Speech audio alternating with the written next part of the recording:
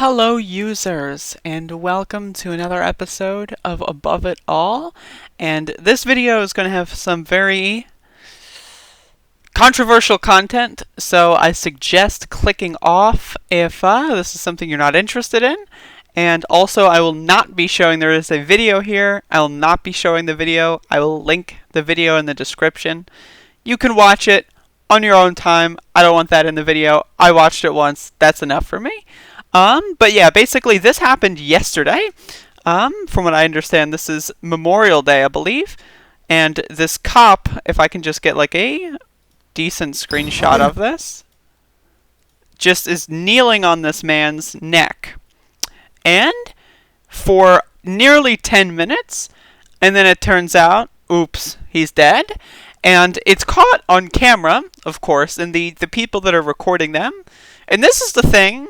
This is like the thing here that you have to really analyze, is that this human being, well, I hesitate to use the term human being, but like this person knows that they're being recorded, is doing this anyway, and then when you watch the video, if you watch the video, there's a part at the end where they literally drag the corpse of this man into like some sort of like container, and it's it's unfathomable to me that any person could do something so evil and then also do something so evil while they know they're being recorded.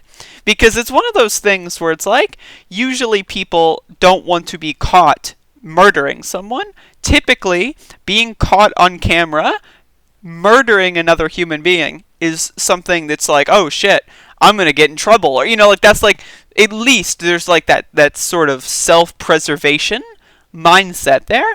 And this is the problem with the police here, and the police are above the law.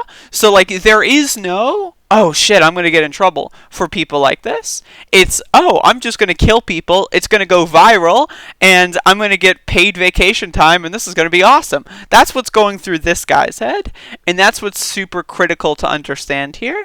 Now, for me personally, I had enough of my cop experiences. I've been swatted before, and that's no fun. Having police, like I know I am white, right?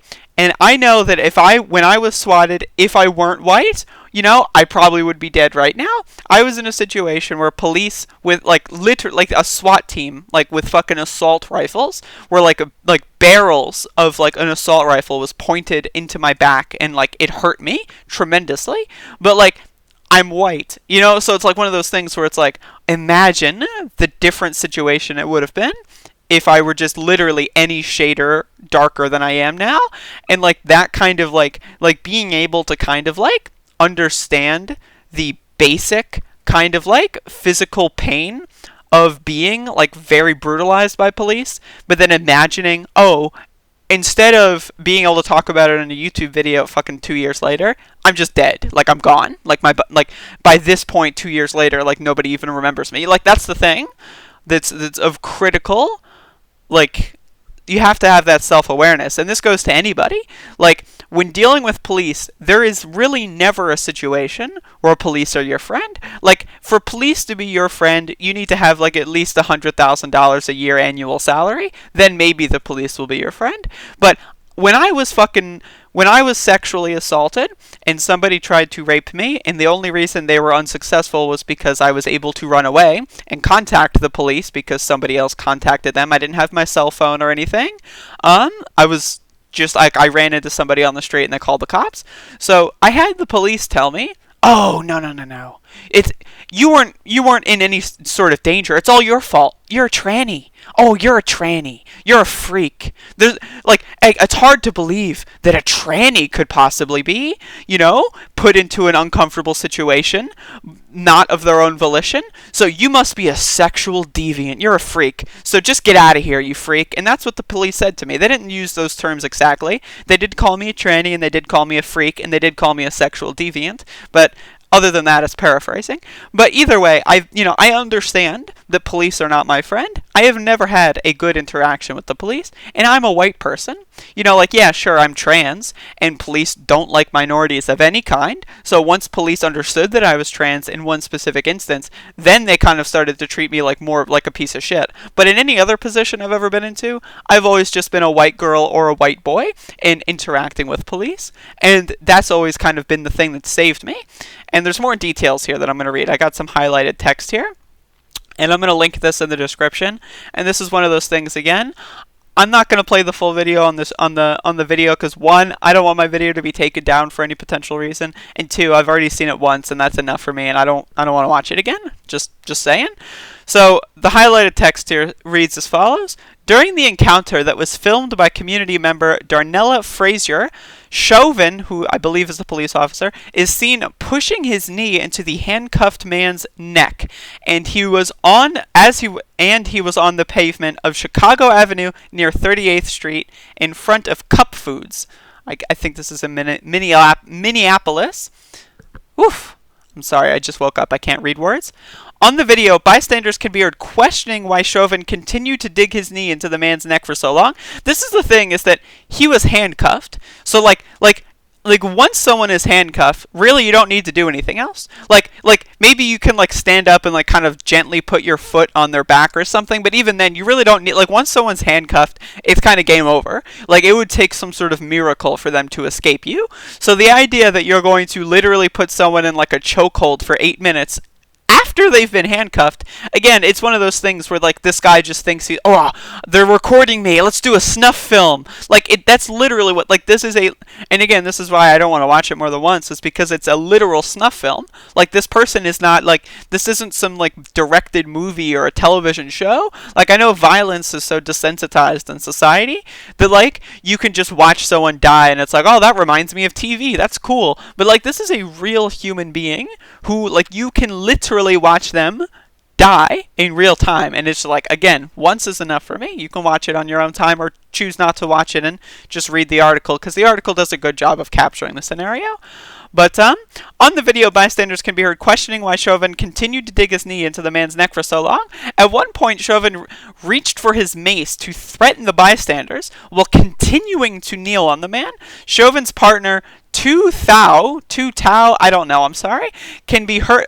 Also, this person's another, like, this, there's two cops here. The one who's literally murdering the guy, and the other one who's threatening the people that are, like, asking them why he's murdering the guy. So, like, imagine how much of a fucking piece of garbage you have to be to go look at your, like, friend or whatever literally murdering someone on camera and deciding not only to do nothing, but to actively prevent other people from assisting them. And that's the thing, again, with the police that's so problematic, is we do not live in a society where police are our friends and they're here to help us. Police are never your friends. They are always your enemy. And again, unless you've got like maybe $100,000 a year salary and you like are doing pretty well for yourself, or you know, like police are never your friend. You never need to cooperate with police. They will never help you. They will never assist you in any fashion. Police are only there to oppress you. The entire reason why police have evolved so much in society, being able to do these kinds of things, really revolves around, like, in the early 20th century and in the late 19th century, like, automobiles started to be constructed, and as we progressed further and further west and started settling, after, you know, of course, killing a bunch of Native American people, but after we started settling out there were less law enforcement.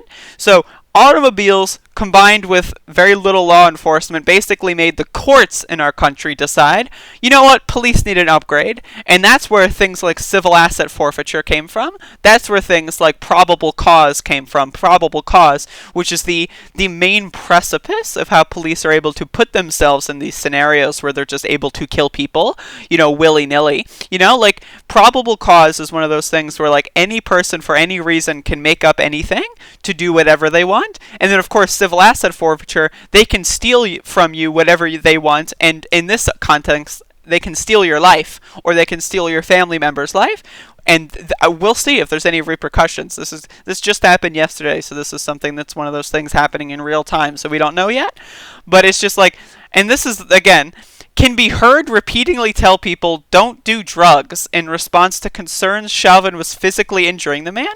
Like, imagine that. Like, again, it's one of those, like, oh, this person deserves it. They did drugs. Like, what kind of drugs? Like, was it something like weed? Was it like a cigarette? Was he, like, drinking a fucking splash of whiskey? What are these drugs that he was doing? Was he, like what drug is so bad that you need to be murdered literally on live camera? Like is this guy, like, was he doing some sort of drug that turns him into like a fucking supervillain that would like go out on a cannibalizing spree? Like, what is this miracle fantastical drug that would possibly even exist in reality in the universe that would make a person so dangerous that you just have to literally kill them before they're capable of killing others or whatever? Like, again, like this whole idea that, oh, you deserve the death penalty for slightly tweaking your consciousness for recreational purposes. Like, again, I don't know the full context here, but again, just saying, oh, don't do drugs, kids. Like, what, was he selling drugs? If so, again, what kind of drugs? Who is he selling them to? Was he buying drugs? Like, I don't know. I don't know these situations. But again, just saying don't do drugs. And again, that doesn't mean anything. Drugs are awesome. I love drugs. Marijuana, that's fucking cool. Right? Like, you want to do as much marijuana as you can in your lifetime, because that shit's just fucking badass, right? So, like, if, like, when a cop tells me don't do drugs, I just, like, I don't know what that means. And again, this person's literally watching his partner murder somebody in real time, and this is the thing, is, right, like, the thing about police is it's really a character type, and this is something I've been thinking a lot about, is, you know, there are these people with authoritarian tendencies. There are people with authoritarian kind of desires, and this is why all cops are bastards. Yes, including your fucking brother-in-law, including your fucking uncle. They are a terrible person. There are two reasons why people would want to become a cop, and I will grant them this. One, to help people, right? I get it. People have this grandiose idea. I'm going to help people. I'm going to save the day. And then the other reason is I want to become a violent oppressor, and I want to be in a situation where I can engage in violence without any fear of repercussions. That's the other reason why people become a cop. Now, the only good cops that could even possibly exist are the ones who quit. That's why only good cops quit, and therefore all cops are terrible people. All cops are bastards, as the saying goes. They are terrible people. There is no way that you can be a police officer for anything more than like 6 months and be a normal, well-adjusted, moral human being. It is impossible.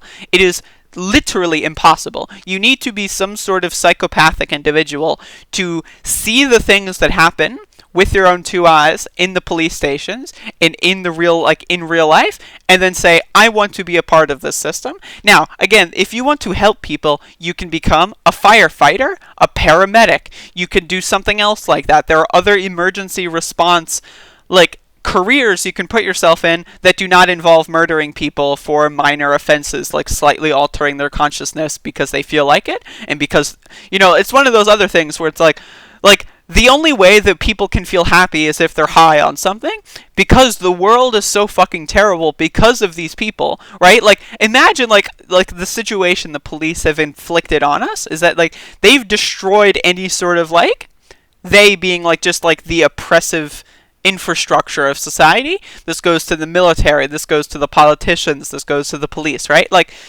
they've constructed a society that is so awful that for a large chunk of people, the only way that they can even survive, the only way that they can not want to, like, kill themselves on a daily basis is under the influence of some sort of drug. And then you're going to have the audacity to make those fucking substances illegal. This goes back to another thing, and again, I don't know the context here. It could have possibly not been weed, but this is still, like, historical broader context that's important.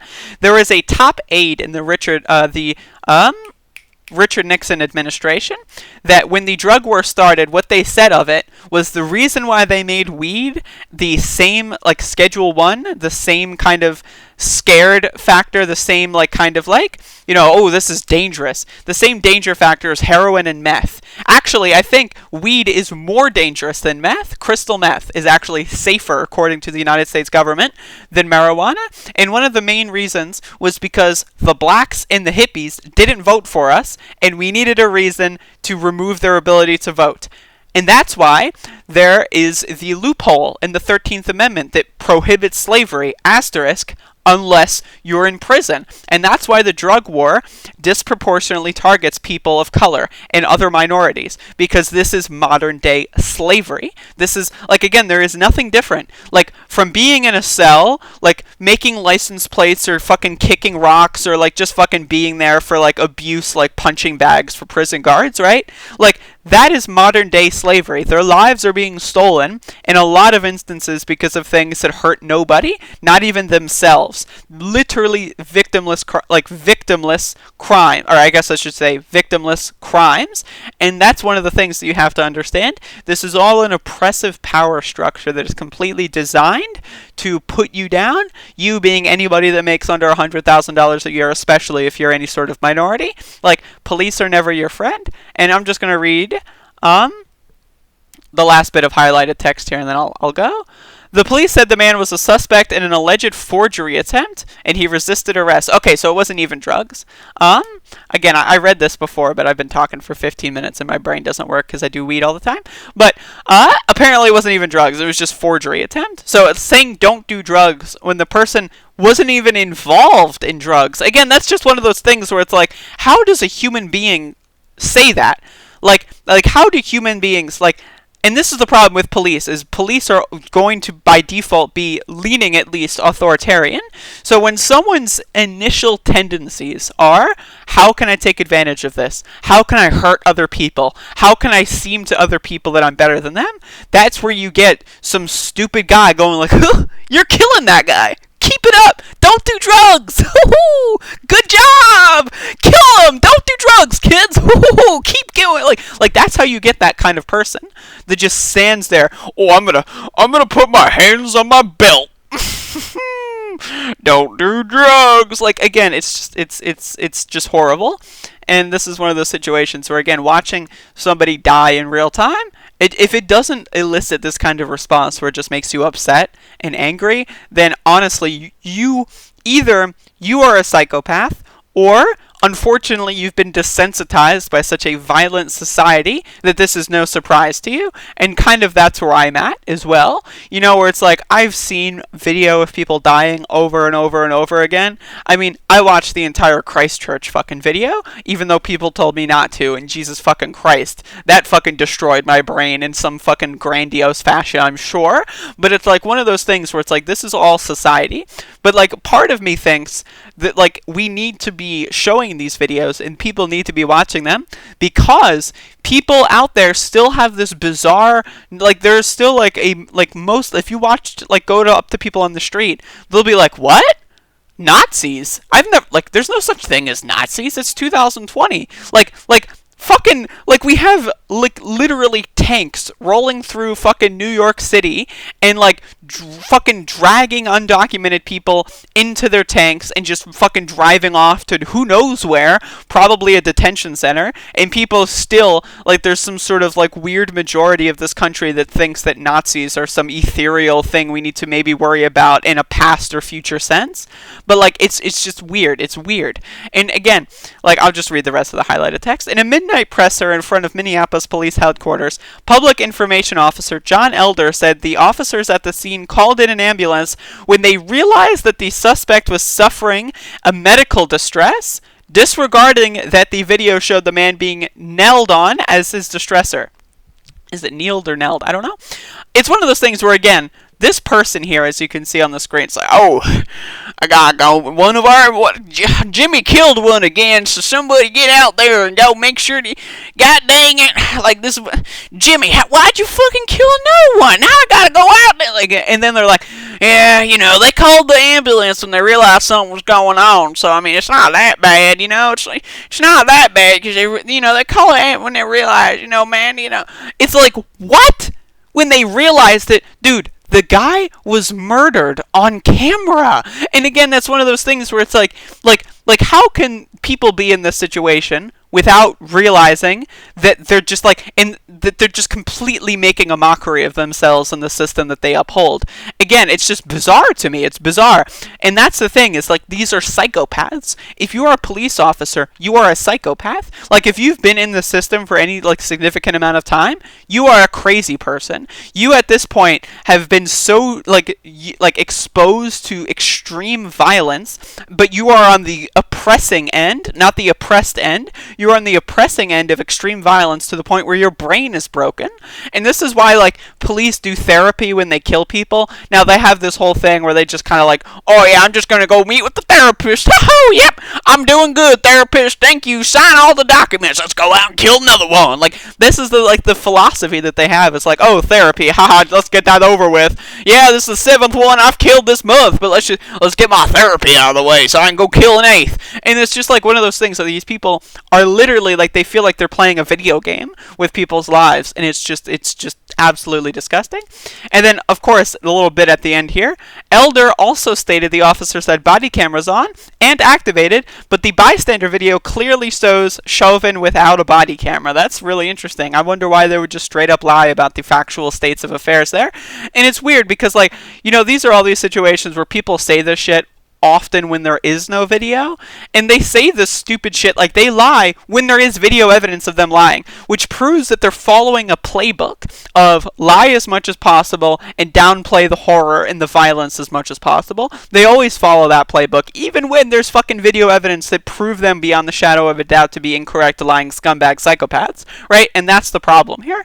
Again, like I don't need, if there's anybody that leaves a comment saying, oh, my brother's fiance's uncle is a cop and I played bingo with them once and he's like, no, I'm sorry, they're a terrible person. I understand you haven't realized it yet. I have family members that are cops, and guess what? They're terrible fucking psychopaths. These people are unhinged. They should not be in society. Like, anybody, if I could build a utopia and like tomorrow, boosh, utopia, anybody that's been in the police force and hasn't realized they should quit, so let's give it a 6-month deadline. Anybody who's been a cop for 6 months or more deserves to be in prison in some capacity. Like, these people need to be removed from society because they are dangerous. There's actual evidence out there that says that when police are involved in lower income and minority neighborhoods, that there is more crime than when the police just leave them alone, because like police just add this giant layer of confusion and chaos to these situations in people's lives, and it creates these fucking bizarre fucking like community relationships. Whereas if people could just like talk to one another and form their own like neighborhood watches, things would be so much better. But again, no, we live in a fucking world where we have armed terrorist organizations looming the streets in every fucking city in America, and the only way that you can just not have to fear about them is if you were born and bred in a very lucky way, you know. And that's the thing, it's like, it's just like, it's so horrible. They're like, everyone I've spoken to either says every time they've had an interaction with a cop it's been terrible, or every interaction they've ever seen with their entire family has been terrible. And like, I don't have many friends that are that rich. Maybe if I talk to a rich kid or something, I get people that leave comments, you know? And then I click on their YouTube channel, and it's like, their fucking, like, selfie is them in their living room, and they've got, like, fucking priceless art on the wall, and they've got, like, fucking 16 sofas, and, like, they live in, like, a giant room, and it's just like, oh, obviously, that's why. You know, like, oh, I'm gonna take a selfie from my fucking big ass truck in front of my house, and that's my profile picture, and then I'm gonna post on YouTube videos about how cops are actually cool. Except, you know, that's the thing, it's like right wingers actually hate cops now because of the whole COVID thing. So now we're in this really bizarre instance, so I don't even think I need to worry about that.